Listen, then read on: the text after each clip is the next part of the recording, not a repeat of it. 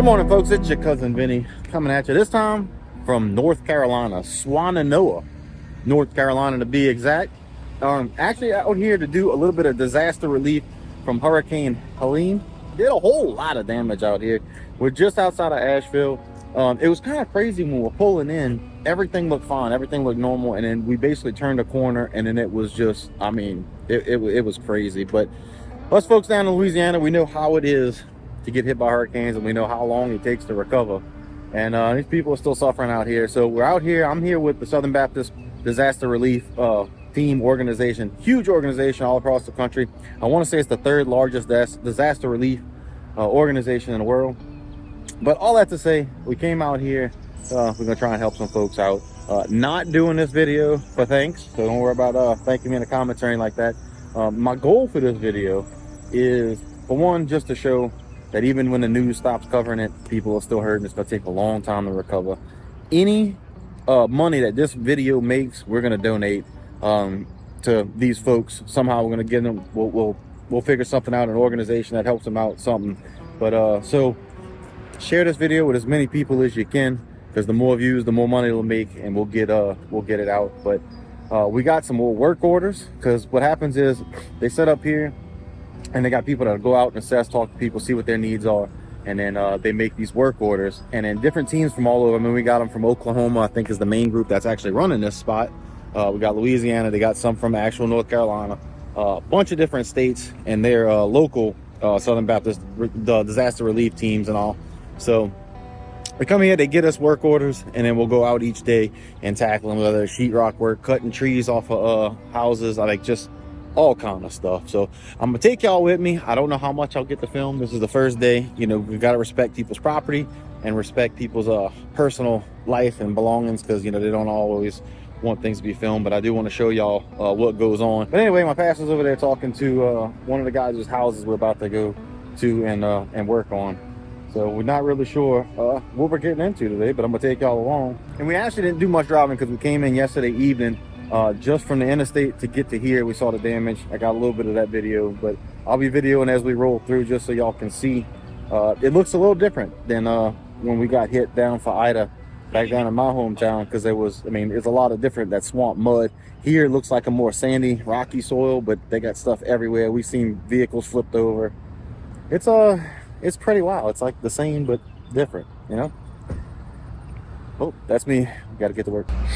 All right, so our first job is actually right here at the church we're staying at. So this little house right here, the tree actually snapped and fell on the roof. You can see there's a tarp right there that's kind of protecting it, and I'll show you the inside real quick. So as you can see, they already pulled the carpet. This is actually a job that we're finishing up, that somebody else started. You can see some water damage. I think they sprayed it for mold already. Got the sheetrock cut out around there in the spots that were damaged. And then our job today, right now, is going to be straightening this out. We need to pull all this carpet out, get all that mess cleaned up. Have to cut all of that wood out that's got mold growing and stuff, so that it don't spread. And I guess we'll have to check the walls to see if there's any water around here that we're gonna have to pull up. So it's a mess, so we're gonna go ahead and get started. I'm just gonna put a little time lapse on there so we can actually get the work done, and I'm not sitting here talking to y'all the whole time.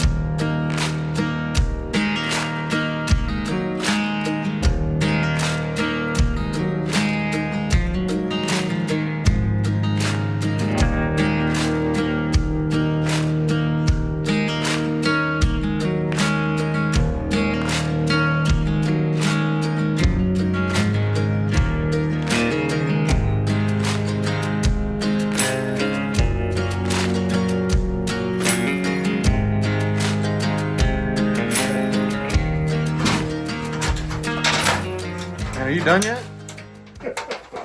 Almost.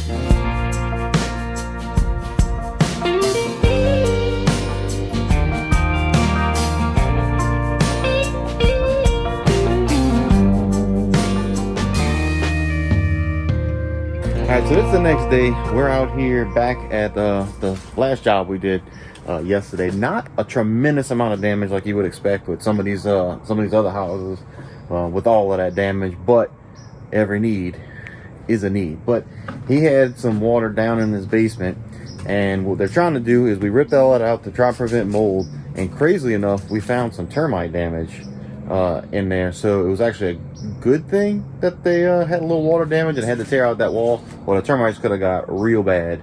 And costs them a lot of money. But they're trying to get this situated and safe to stay in down here, because they're actually going to be housing some people from their church that completely lost their homes, lost everything. So we're trying to get this, even though it's like a little job, doesn't seem as significant as other places, it's still just as important. We're gonna get this squared away today. Once they're in there spraying right now for mold, to make sure the mold don't grow and spread. And then they're gonna actually be housing people from their church that, like I said, lost everything. So that just community helping community. So I'm gonna go in here and let me show y'all what we did yesterday and what's gotta happen. So as y'all seen in the time lapse, we cut all the way up to here, about 2 foot above where any damage was. You can see all of that was wet. That's pretty nasty right there. And we just did it all around this room right here. And you can see right here, that was some of the termite damage that we found. And then they have another board, I think, right there. Yep, but there's some more termite damage, but there's still actually termites chewing on that one. And then that is the mold spray, getting that taken care of. Listen, there's a disaster relief team from Louisiana. A couple of places came up to help us with our house. We had a lot of mold and things, and we're trying to get it straightened up to where we can hopefully house some other folks, perhaps from our church, because they lost their homes. But nevertheless, I was just sharing with the guys here about it's interesting. You go to some places and it's just completely destroyed, like 16 miles from here, a very crooked road to a very vacation type town called Chimney Rock. It just got destroyed. The Whitewater River that runs by it, and a lot of visitors come to see it, but it just got so high and the water was so fierce that it pretty much took the whole village and town away and just washed it into Lake Lure, and they'll be hurting for a long time.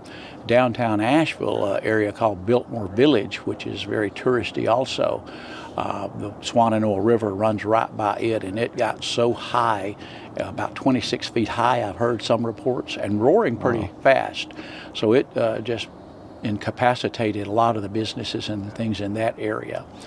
A sad thing too is the city of Nashville had put a lot of money in the River Arts District, which is over by one of the rivers that goes through town, and it got so high that it just kind of destroyed a lot of those things, a lot of the artists and pottery makers and things like that. So may have to start, I won't say from scratch, but they'll have to redo a lot of things like they did.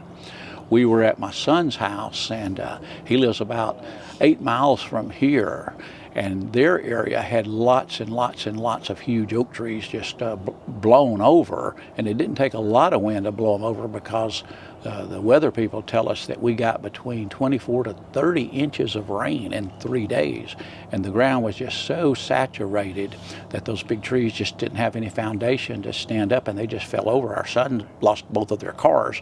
And in their neighborhood, just hundreds and hundreds of huge trees just fell all over in the Arden area and various places like that.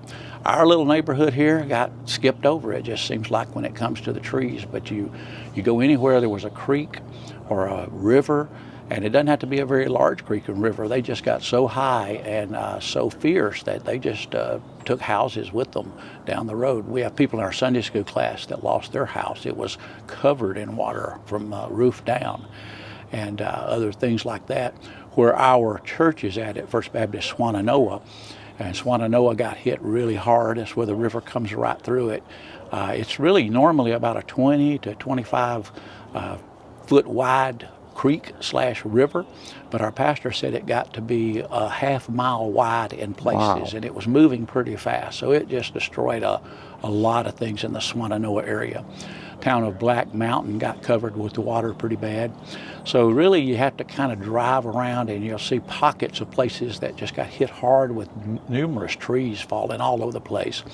And anywhere there was a creek or a river, there's some pretty severe damage, bridges out and things of that nature. But we feel, considering everything, we're fortunate here. We had some water damage down in our basement that caused mold, and fortunately these guys found other issues that they're working on, and we're very thankful that they came, and we're just blessed to still be here.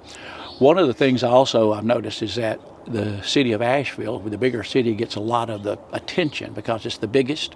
But we've got towns like Burnsville, other smaller towns and villages outlying 20, 25, 30 miles away. They got hit pretty hard too. But people never really hear about that as much because of the news media, which does focus on the largest areas. And you can't necessarily blame them for that. But if you just drive around, it'll be years before Asheville really comes back. And the sad part is Asheville depends a lot on tourism, and a lot of tourists won't be coming because they can't even get down to the place. I know where we do our shopping at a Walmart and a Cheddar's restaurant that we go to, Aldi's restaurant, is only 4 or 5 miles from here, but we can't even get there anymore because the road to it is just damaged and sunken out, and the water just took huge parts of the road, just swept them away. So it'll be quite a while before I think Asheville comes back to what it was just a few weeks ago. So let me ask you, like, so in Louisiana, you know, we see hurricanes coming, we know it's time to go, or, you know, batten down the hatches. When this was coming, did anybody think they had to leave, or was it just another leftover of a hurricane passing through? Well, you know, I think people took it a little serious, but not really. Like, we weren't even here. We were in Pennsylvania. We were scheduled to go there beforehand, and we left our cars in the driveway. We're not thinking that, you know, that's not going to hurt anything. So I knew people thought there was going to be a lot of rain and maybe some flooding, but nothing that was like it hit. One of the biggest problems is right before Helene's rains came in, we had another storm from another direction that they say left 6 to 7 or 8 inches of rain. And then right behind that came Helene with more rain. So I think people were really surprised, even the weather people, you know, who would have thought that a hurricane would come this far inland in the mountains and cause this much damage. It was mostly the rain, though. The wind didn't help, but the rain just saturated the soil so much that hundreds and hundreds, even thousands of trees fell. I'm talking about huge oak trees. So it kind of caught people a little bit by surprise. I know it did us.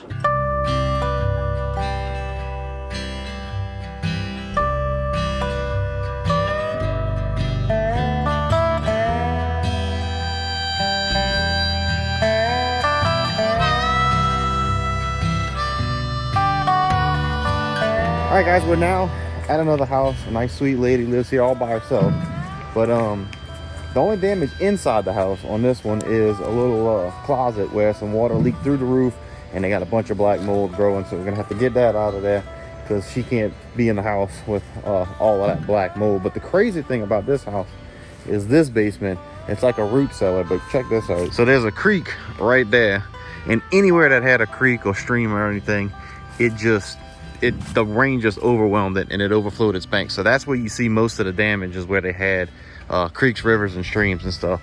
So when it overflowed, it came rushing through here. And down in this little cellar right here, it'll be hard to see because it's dark, but she's still got water in there. And the problem is the ground is still so saturated that it just keeps seeping through. She's got that little sump pump, and it's pumping out some water, but it just keeps coming. So as you can see, the water was up to here because that's how it deposited all of this right here.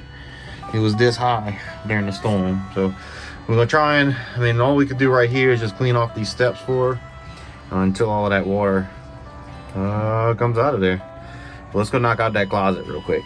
All right, so I already started tearing some of this out, but you can see they got mold all the way up to the ceiling. So we have to tear all of that out. And as you can see, that cinder block right there is actually the chimney pipe that goes straight up the top. Because this part of the house was built in the 20s. And that used to be where the pipe came out for the old wood burning stoves. We're gonna have to rip all this out, and we're gonna have to see how far it goes up there, how far that mold spread, and we're gonna have to spray it down with that stuff.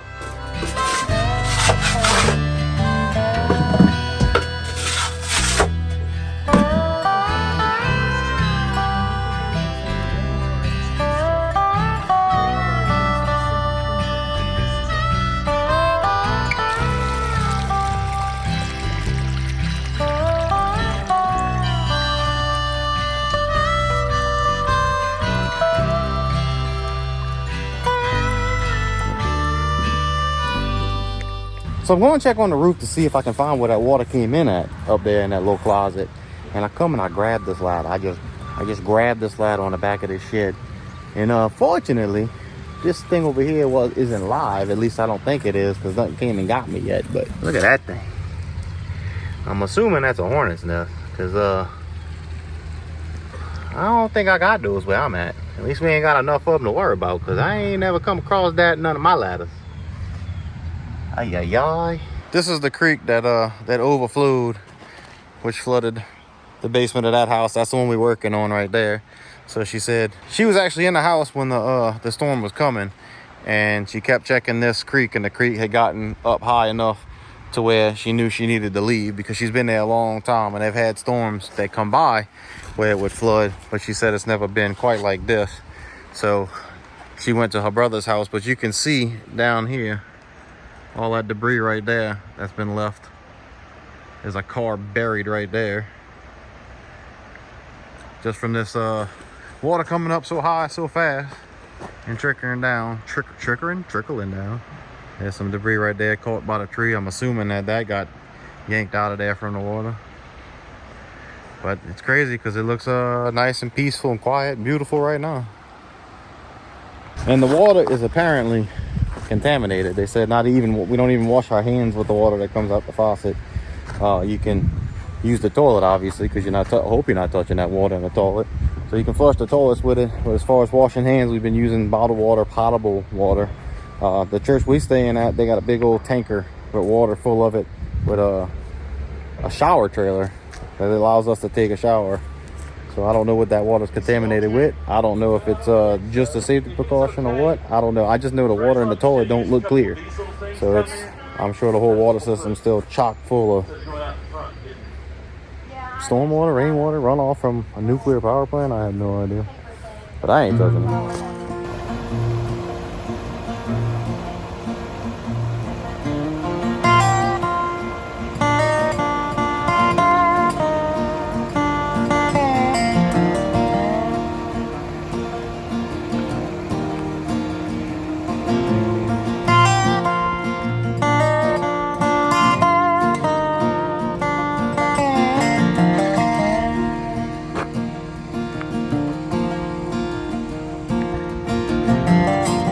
See how the leaves are all pressed up against the fence, and the water was rushing that way, and all the debris got hung up in the fence. Looked like it tore that fence down. All right, so we finished up on this house, what we could do with that little closet and that the underneath in the basement. Check this out, y'all. This is a hole right in the front yard that the water washed away under the road. It's hard to see just quite how deep it is with this camera, but I'm gonna try and give y'all a view of it. I mean, it goes down underneath the road, and it's washing out some of that. So like here's street level, and it will go all the way down. Bam! That's how deep the deepest part is. But after that, we had some gift cards given to us to give out to people from different Louisiana churches we were sent with. So we ended up giving this lady some, because you know, every little bit can help, especially when you're in these situations. We know down in South Louisiana, this stuff adds up quick, even if the insurance companies do pay out, which, you know, they try not to. So these expenses add up quick when you don't have, especially since they can't use their water. So I mean, you just gotta get potable water to be able to cook with, wash your hands with, whatever. If you evacuate, she stayed with her brother. Cost gas to go back and forth, taking care of things. So every little bit helps. So when we were done with that, there's a gentleman behind her house. That's where I showed you where that yeah, I'll show you. So you can see all of that. That all got washed out right there. He had a 30-foot porch going, I guess, the length of his trailer right here, and it came out a good ways.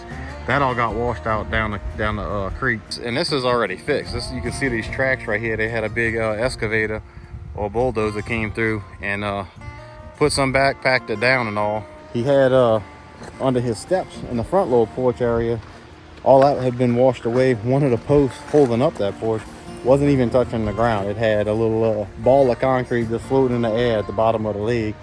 So we packed that in there. I didn't film none of that because we were just trying to get it done.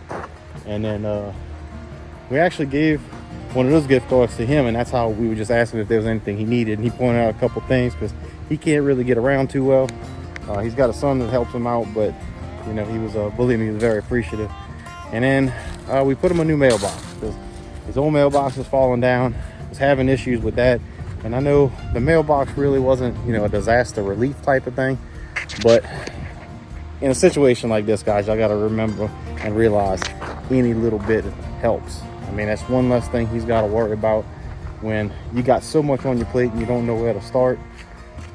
Just a simple gesture from somebody can make a world of difference and just give you that little bit of sense of hope. Because I remember right after Ida, we looked at all of y'all, didn't know where to start, and you know, you have that first person offer to help, it definitely makes a big difference.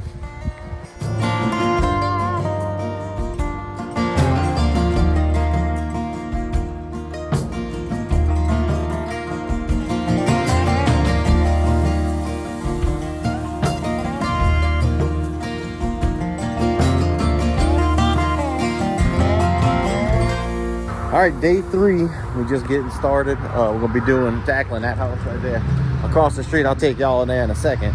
But you can see this whole street got kind of delayed pretty good.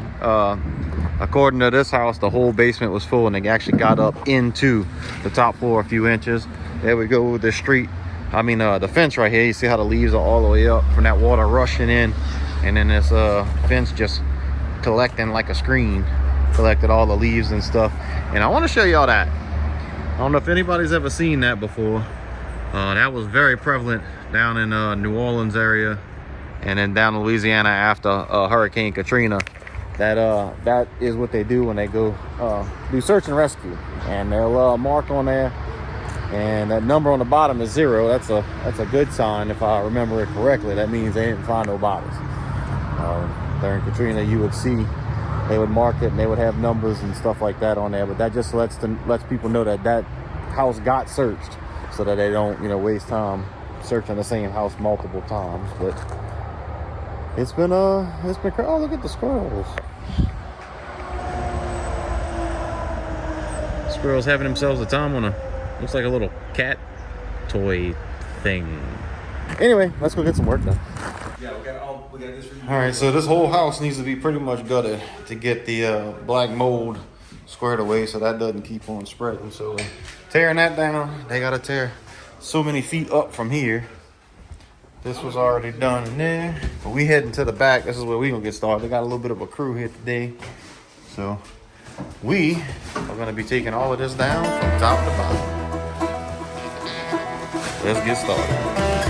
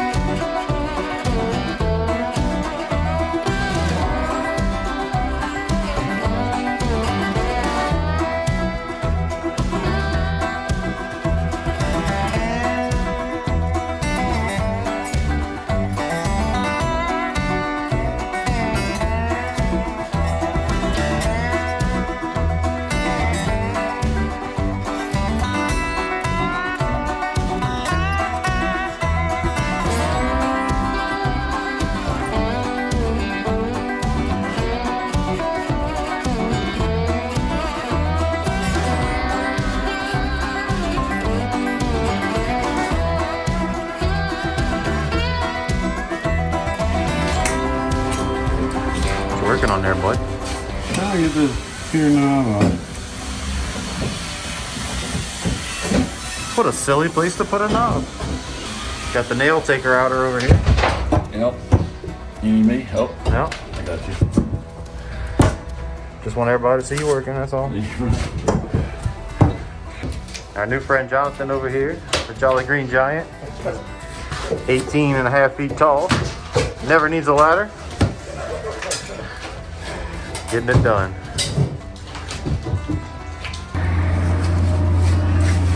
Got all the sheetrock and the insulation out. Now we're just spraying it down to prevent I guess it's to kill any mold and then prevent any from growing. And a lot of these houses are old. This is all asbestos right here, so we can't mess with that. You don't want to break that. You definitely don't want to chalk it up to a powder and smell it. And it's not a good thing.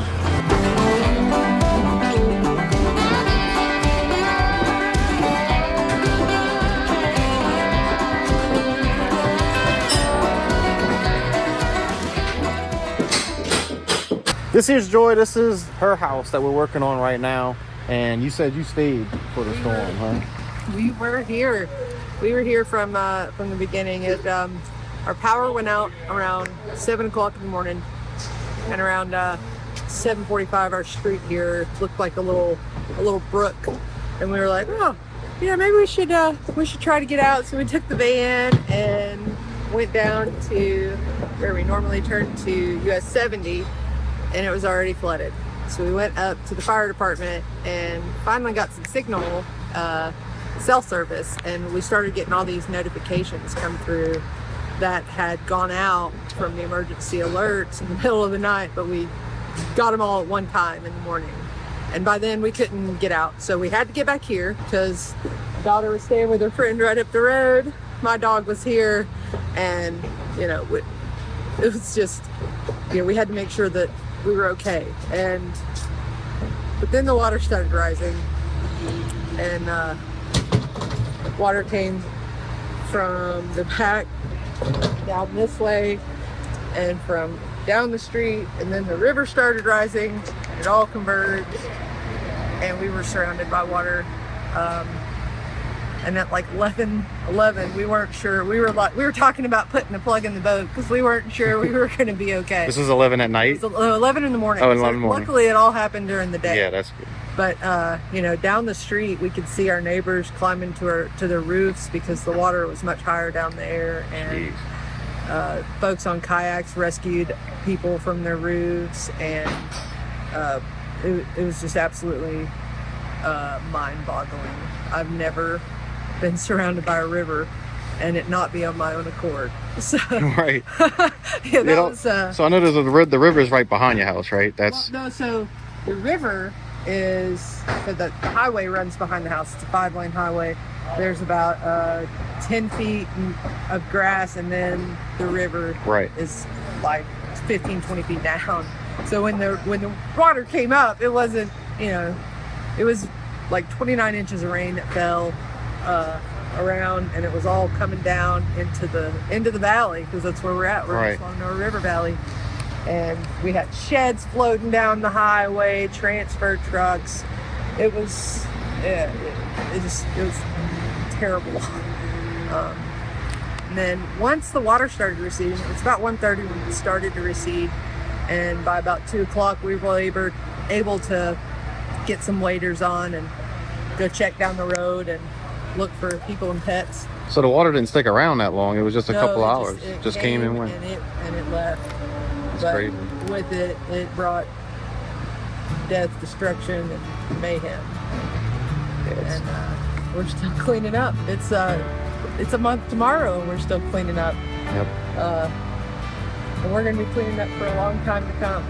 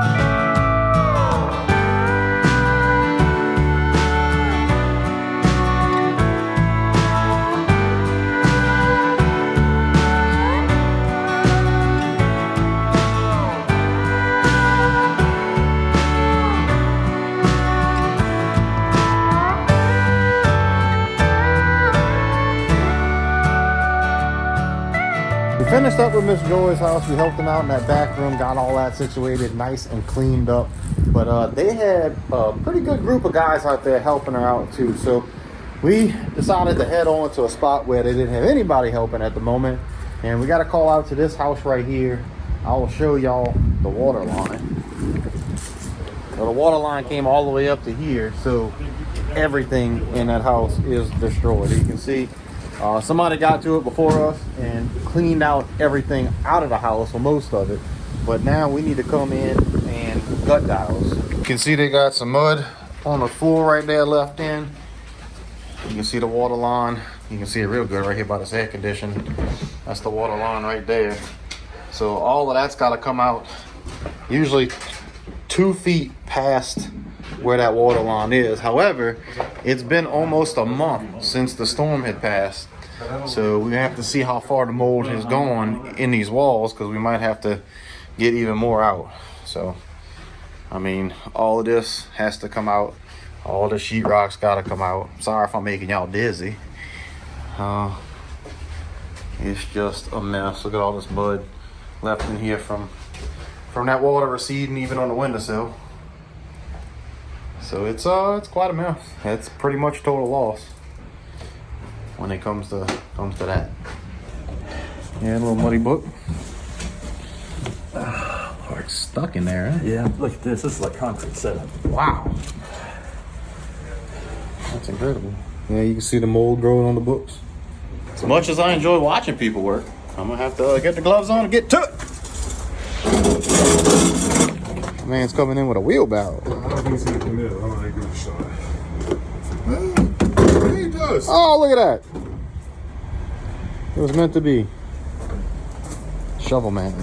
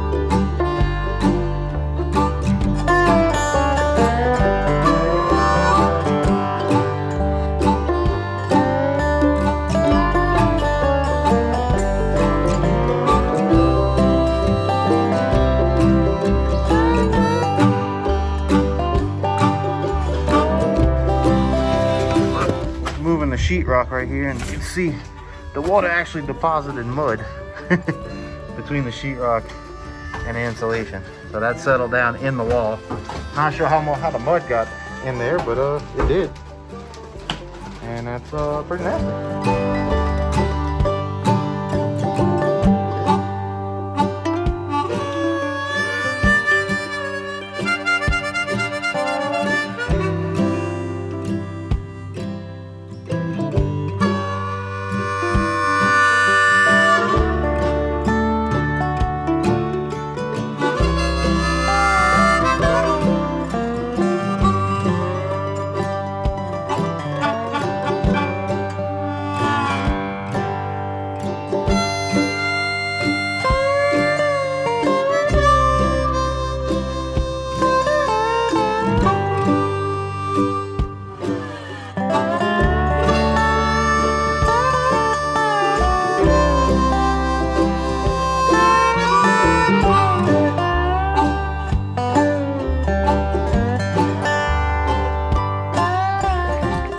Never know what you'll find when you're removing sheetrock, folks. That is a mess of ants. Let me know in the comments if you know what kind of ants those are. If there's any biologists or bug experts. What is a bug expert called? Entomologist. What he said. Entomologist. Took me a second. ENT, I'm serious. Entomologist. Oh, entomologist. Yeah. I think he said entomologist. I was like, well, it makes sense. All right, well, There you go. These guys are busy. Entomologist. That's my favorite. All right, it's the morning of day 4. Looking a little rough, but we got the pile a whole lot bigger than it started out when we got here. I'm gonna show y'all the inside. We got the front 2 rooms pretty much done. We got it gutted. Got all the walls, sheetrock, insulation taken down in this front room, and then also in this little side bedroom squared away. They had carpet, ripped up the carpet, and they had the padding. Then they had like I guess the moisture barrier, and then the hardwood floors, which you can see. Well, you can see right here, it buckled from all the moisture. Because when we lifted up that vapor barrier, it was still really wet and really stinky. The house really didn't stink, crazily enough, until we pulled up that moisture barrier, and then I guess whatever was sitting under there just cooking and marinating kind of got a little nasty. So we still got to go this little hallway area. Still got to get this little bedroom squared away, this bathroom, and then the real chore is gonna be up in here in this kitchen with this big old pile of mud and all these appliances and apparatuses and such. These cabinets look good. We're probably gonna try and salvage those in case they want to reuse them, try and save them a few bucks, but I don't think these cabinets are gonna be any good. Refrigerator, probably not saving that either. So that's what we got going on today. Now we're hoping to knock this out before we leave this evening and head back to camp, but we head out tomorrow, so that's gonna be it for us. And then but they got other teams cycling through and knocking stuff out, and hopefully this place gets back on its feet pretty soon, pretty quick. I mean, there's a lot going on. Looks like they got schools open, some kids are going to schools, but the crazy part is it's the only damage is like valleys with streams and rivers and such. Like, you get a little higher ground, everything seems to be fine. So like, you know, one part everything looks normal, the next part complete disaster. So it's gonna take some time, but they're gonna get it. Oh, look at here, man. We didn't have to remove the carpet. This would have done it. I'm sure this would have worked. Yeah, look at that, clean already.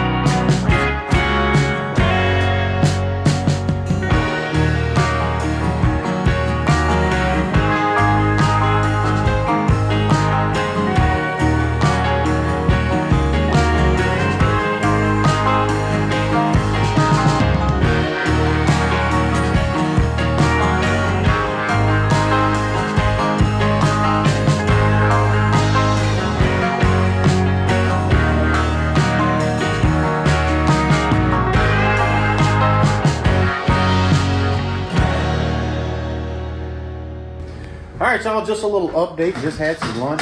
Now I'm trying to get some energy to finish this thing. We got this hallway knocked out. We got the bathroom pretty much knocked out. And then this other room looking pretty good. Got the floors. We getting there, but we decided this time we're not gonna pull this insulation out until the last thing. That way we don't get all that fiberglass on us and still have to continue to work. So next step is this mess. This is the kitchen's gonna be. It's gonna be a little something. We have to try and get these cabinets. We're trying to save, like them top cabinets. We're trying to save. We saved the cabinet that was in the bathroom. I mean, not a whole lot of salvageable, but in case they want it, we're gonna try and save some of this stuff. Just like those panels right there, and then this thing right here was a table that they used to load ammunition. You see, they got the brass right there, and some bullets. So they the gentleman must have loaded his own ammo. So we're just trying to save whatever we can. Gun safe back there looks like it's salvageable, because when you lose everything, as you can see, any little thing that can be salvaged is kind of a blessing, just because it's something like that table. He, it looks like he built it himself. So those things kind of mean a little something. We found 1 or 2 pictures that were salvageable. I mean, they had a whole photo album that was completely ruined, and that's those things you can't get back, especially the older pictures. Before there was digitization and stuff like that. So we're trying to save stuff. I saved the toilet and the sink. I don't know if they're gonna keep it or not, but insurance doesn't always pay as much as they should.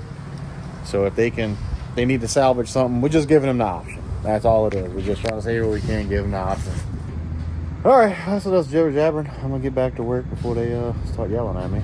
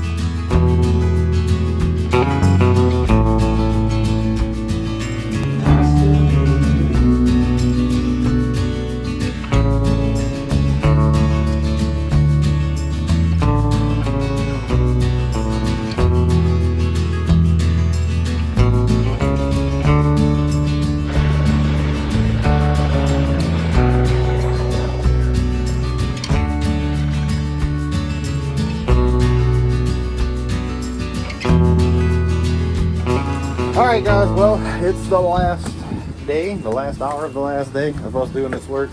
Unfortunately, we got to go home tomorrow. I mean, fortunately, we get to go home and see our wives and such. But we do what we can do in 4 days. That is the pile that we did. So let's go take a look inside. And I mean, this started with still had some stuff in it, plus all the sheetrock, all the everything, the insulation and everything. Hold on, let me hit this button here. There we go. Get that wide angle view so y'all can really see what's happening here. So we got all them rooms. Left the safe in here because I mean it's safe there. Tub, that was the bathroom. You go through the wall into the kitchen. So now all they gotta do, maybe a little shop vac work, and then well, honestly I don't have any idea what the next step is, but it's gutted and ready to go for whatever that next step is. So that was a real blessing for the lady who owns this house. It's just one less thing to worry about. A guy actually stopped by earlier that was a friend of hers, said he was trying to help her out too. Looked like he might have been a contractor, so that might be a good blessing for her too. But that's a wrap on the job site. We're gonna head back to camp, take some showers, pack our stuff up because we headed out early in the morning.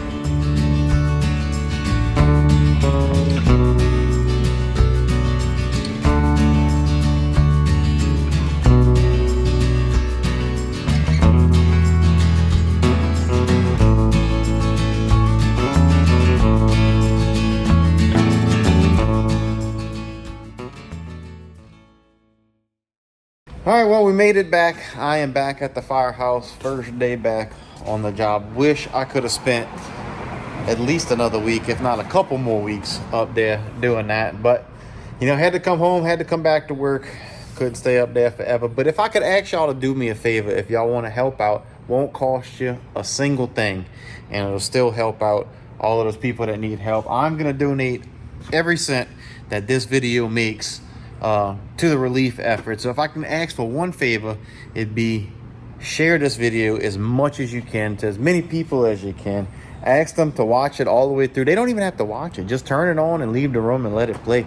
Because the longer you watch it, the longer it goes through, and the more views we get, the more money it'll raise, and the more money that we can donate. So just do me that favor. Spread the word.